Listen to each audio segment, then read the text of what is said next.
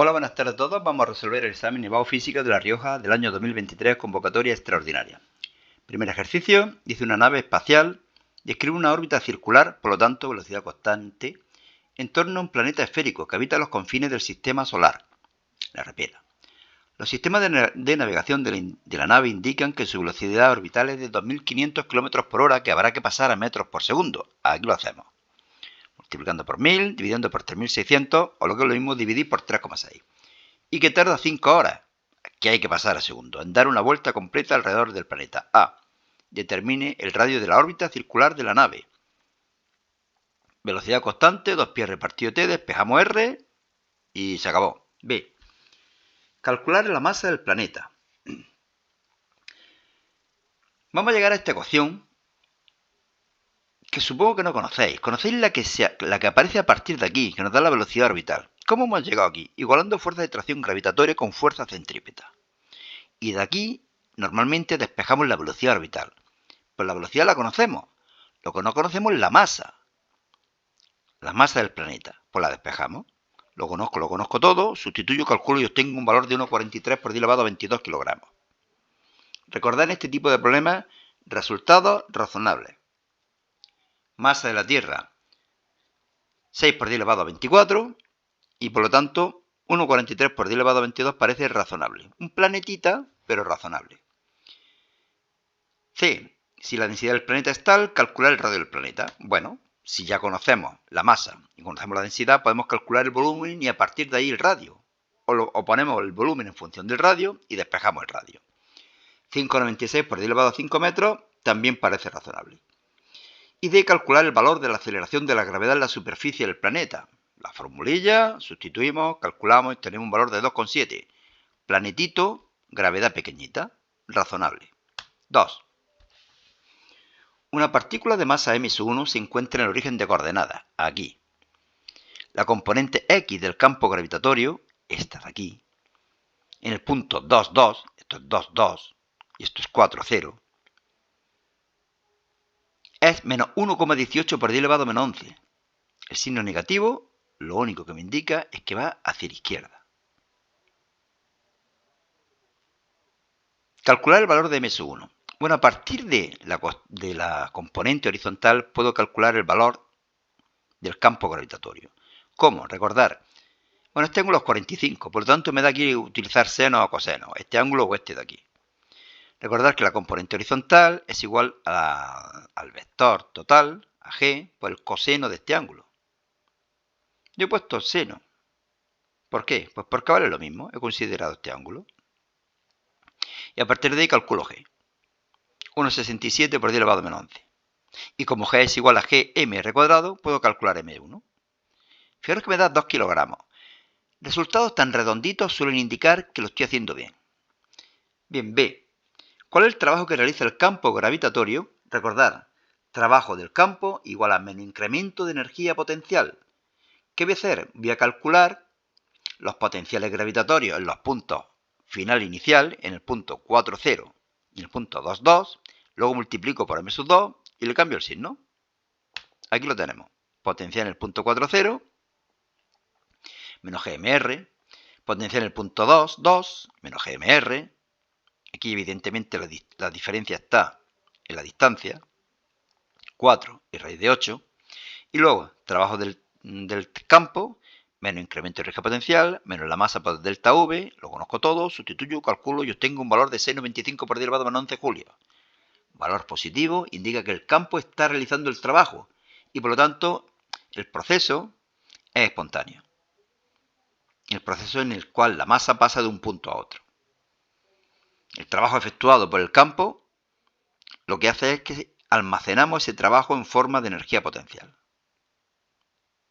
Mejor dicho, en una disminución de la energía potencial. 3. Empezamos con el electromagnetismo. Dipolos. Un dipolo eléctrico está formado por dos cargas puntuales de 1 nanoculombio, aquí, y menos 1 nanoculombio, aquí. Este problema es complicado. A. Calcular el vector campo eléctrico que crea el dipolo en el punto P, 2D, D. 2D, D. Pero ahora me están diciendo que D vale 1, por lo tanto en el punto 2, 1. Y esto sería raíz de 2 y esto sería raíz de 10, tal como viene aquí, Pitágoras, ¿de acuerdo?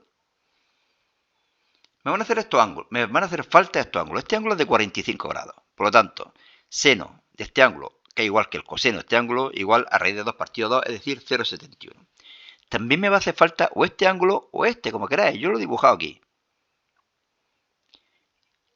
El coseno es más fácil, el seno de este ángulo sería igual, cateto opuesto, 1 partido raíz de 10. Coseno de este ángulo, cateto contiguo, 3 dividido raíz de 10. Bien, lo tengo en cuenta. Ahora, vamos a calcular el campo eléctrico. Voy a calcular los dos módulos. Voy a calcular las componentes horizontales y verticales, en función de los ángulos. Y posteriormente voy a expresarlo vectorialmente. Y luego sumo vectorialmente los dos vectores. Casi nada al aparato. Aquí lo tenemos. S1, KQR cuadrado, KQ, bueno, valor absoluto, porque estoy calculando módulos. Distancia, R raíz de 2, al cuadrado, 2. Componente horizontal y vertical multiplico por 0,71, 3,195. Pero recordar, S1 va a tener las componentes horizontal y vertical positivas. S2, KQ2, R2 al cuadrado. Recordar que era raíz de 10 al cuadrado, 10, 0,9. S2x multiplicamos por el coseno, 3 raíz de 10. S2y multiplicamos por el seno, 1 partido de raíz de 10. Pero recordar que ahora las componentes van a ser negativas las dos. Está apuntando hacia abajo y hacia la izquierda. Por lo tanto, S1, estos dos valores positivos, S2, estos dos valores, pero negativos. Campo eléctrico total, sumamos S1 y S2. Sumamos las componentes horizontales y las componentes verticales y me da esto de aquí. Como veis, liosillo. Se complica ahora más. Potencial eléctrico que crea el dipolo en cualquier punto del espacio, del plano, mejor dicho. Vamos a poner aquí un punto X sub 0 y sub 0. Vamos a explicar las distancias estas. ¿Cuánto vale esta distancia? Esto de aquí. Pitágoras sería esta distancia, pero esta distancia es todo esto, que es X sub 0, menos esto, que es D. X sub 0 menos D al cuadrado, y esto es Y sub 0 al cuadrado. Por lo tanto, por Pitágoras, esto de aquí sería X sub 0 menos D al cuadrado, más Y sub 0 al cuadrado. Y esta distancia sería todo esto, que es X sub 0 más D al cuadrado, X sub 0 más D al cuadrado, más Y sub 0 al cuadrado, raíz cuadrada. Aquí tenemos R sub 1 y R sub 2. Potencial en cualquier punto, en el punto X sub 0 y sub 0, la suma de los potenciales creados por las dos cargas, KQR, KQR. La segunda carga es negativa. 10 elevado a menos 9, menos 10 elevado a menos 9, distancia, distancia. El 10 elevado a menos 9 lo sacamos a factor común, se va con este y el signo menos lo ponemos aquí. ¡Pum! Se acaba. Apartado C. Más complicado todavía. Me dice que además del infinito, calcular los puntos del plano en los cuales el potencial eléctrico es 0. Venimos aquí. ¿Dónde va a ser 0 el potencial? Pues los puntos que estén equidistantes de Q sub 1 y Q sub 2. Es decir, los que están aquí. Los que tienen X igual a 0. ¿De acuerdo? Vamos a demostrarlo matemáticamente.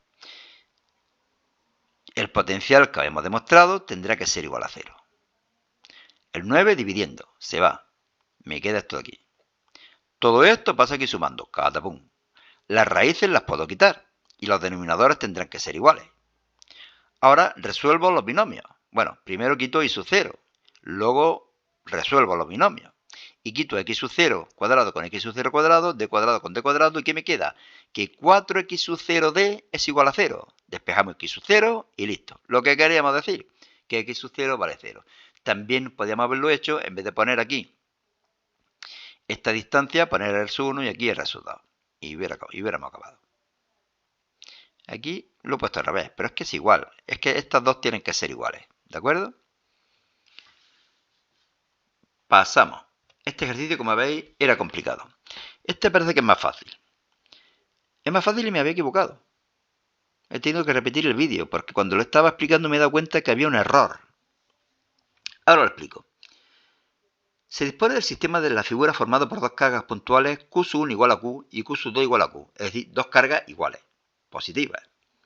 Tienen la misma masa y están situadas en el eje X, a igual distancia del origen D, según indica la figura.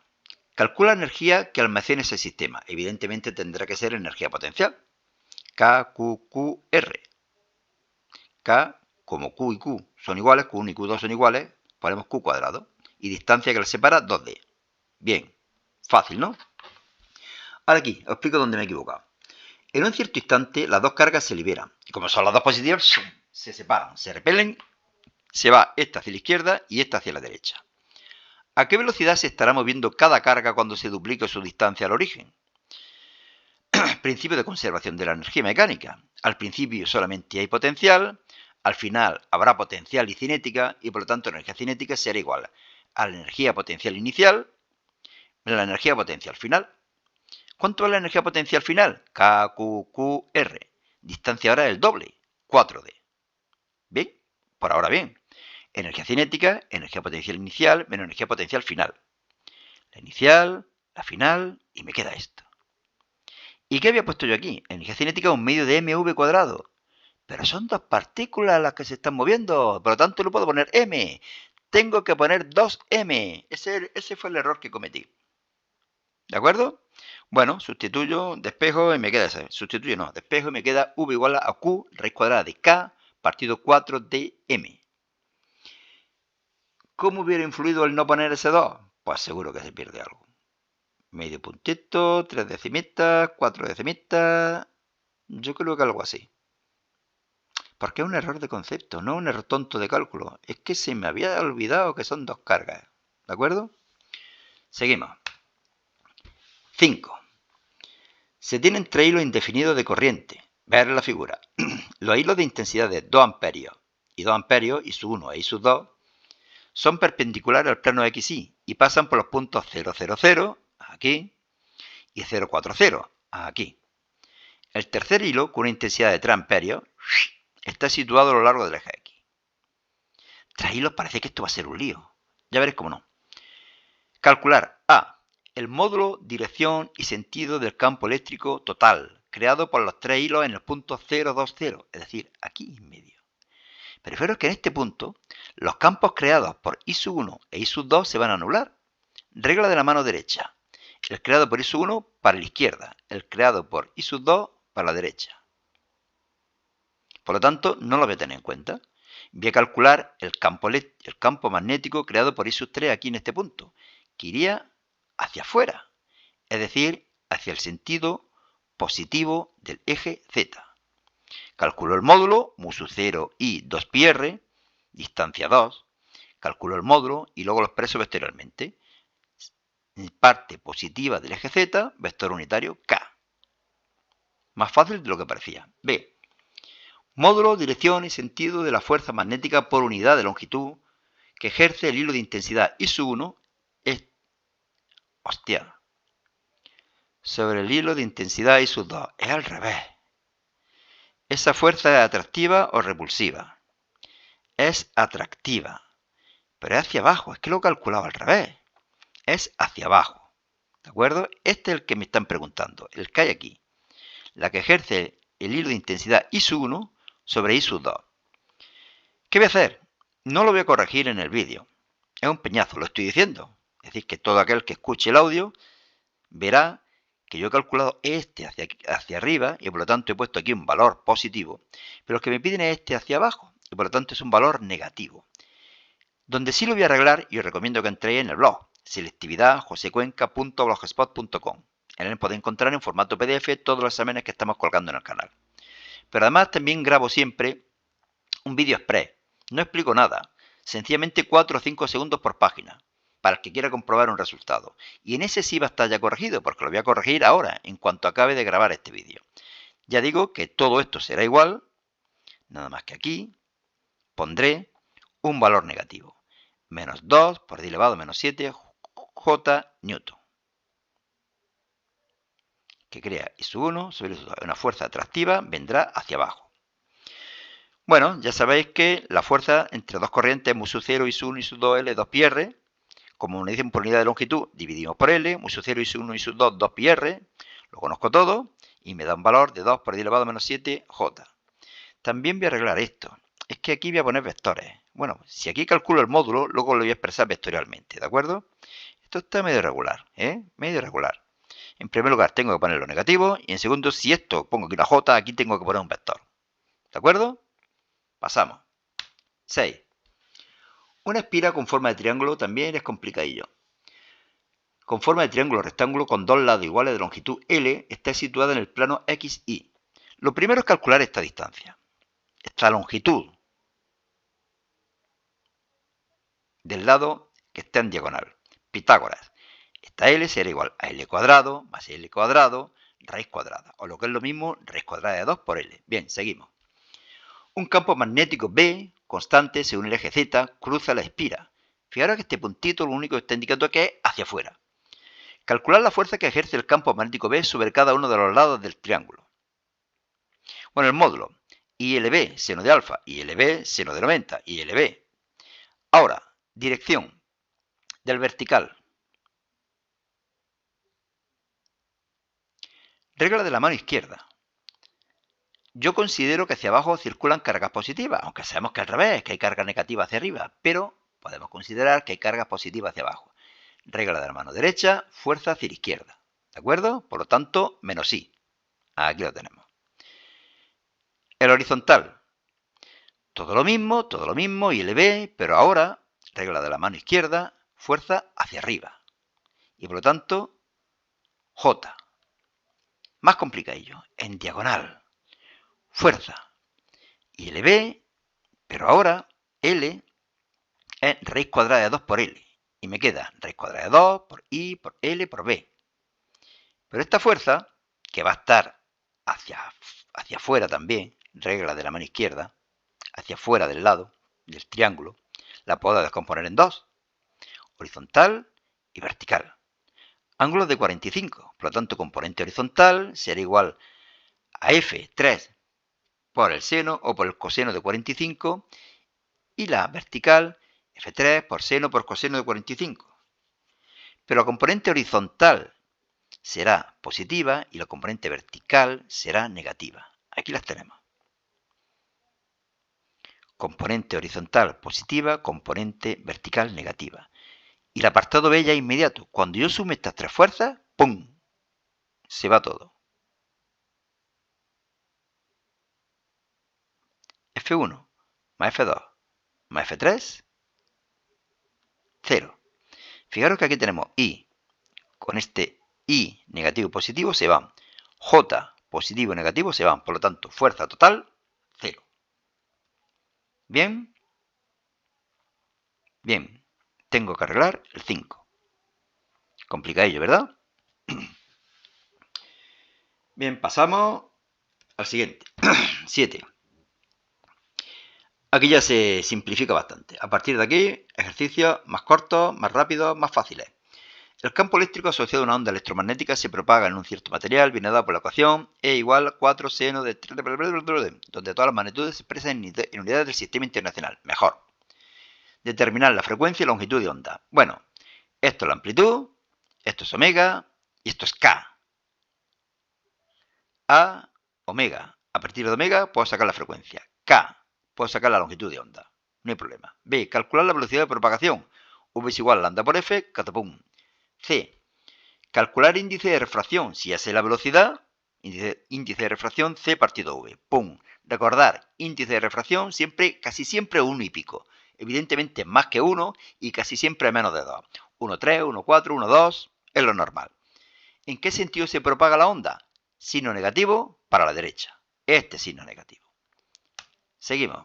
8. Un rayo láser de longitud de onda 488 nanómetros en el vacío. Por lo tanto, como sé la velocidad de la luz en el vacío, puedo calcular la frecuencia. Bien, bien. Desde un cierto material con un índice de refracción de 1,5. Sobre la superficie plana de otro material de índice de refracción 1,2. 1,5, 1,2. Se observa que el rayo incidente y el rayo reflejado forman un ángulo de 60 grados. Esto es 60, por lo tanto, 30 y 30. Ángulo de incidencia, 30 grados. Calcular la velocidad del rayo luminoso en cada uno de los medios materiales. Como nos dan el índice de refracción y nos dan C, calculamos V y calculamos V. Facilísimo. B. Calcular la frecuencia del rayo luminoso en cada uno de los medios. En primer lugar, la frecuencia no cambia, pero si nosotros ya sabemos la longitud de onda, en el vacío, podemos calcular la frecuencia del vacío, y será la misma frecuencia en los dos medios. Aquí lo tenemos. La frecuencia no se modifica al cambiar la luz de medio. La frecuencia en el aire será igual a C partido longitud de onda en el aire, 6,15 por 10 elevado a 14. Y esa es la misma frecuencia en los dos medios. ¿De acuerdo? C. Calcular el ángulo que formará el rayo de refracción en el segundo material. Ley de Snell.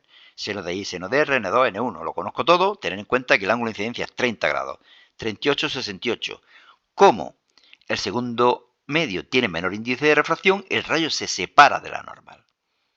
Y D. ¿Existirá algún ángulo de incidencia para el cual el rayo láser sufra una reflexión total? Sí. Siempre que pasemos de un primer medio a un segundo medio en el cual el índice de refracción es menor. Suponemos que el ángulo de refracción es 90 grados. El ángulo de incidencia lo llamamos ángulo límite.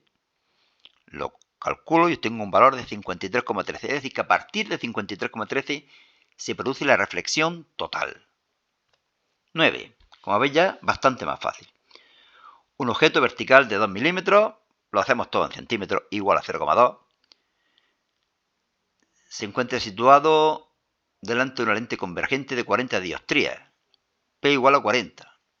A 15 centímetros es igual a menos 15. A partir de la potencia puedo calcular la distancia focal. 1 partido 40, me da en metros y lo paso a centímetros. Calcula la posición de la imagen. Esta ecuación que todos conocéis, de espejo S', 3 centímetros. El tamaño y la naturaleza y prima es lo que me piden. Calculo menos 0,4 milímetros, menos 0,04 centímetros. La imagen es menor, invertida y real, puesto que se cruzan los rayos. Y eso lo vamos a ver ahora en el esquema. Vamos a quedarnos con los datos. S igual a menos 15 y F' igual a 2,5. Menos 15, 2,5. Está muy lejos de la lente y por lo tanto la imagen es pequeñita, invertida y real. 10. Un altavoz emite una onda sonora con una potencia de 20 vatios. Calcula la intensidad de esa onda sonora a una distancia de 5 metros. La ecuación normal y corriente, tener en cuenta que son ondas esféricas, la superficie de una esfera es 4πr cuadrado, ¡pum!, sale de inmediato. B. Calcular en decibelios el nivel de intensidad sonora a esa distancia de 5 metros. B, 10 logaritmo I sub 1 I sub 0, 108 decibelios. Calcular en decibelios el nivel de intensidad sonora a una distancia de 100 metros. Calculamos primero la intensidad y luego el nivel de intensidad sonora. Como estamos más lejos, menos decibelios. Fácil. 11. En un experimento, al iluminar un metal, fijaros que nos dan como dos experimentos. Metal, mejor dicho, luz con frecuencia tal. Se detecta tal, potencial de frenado 7,2.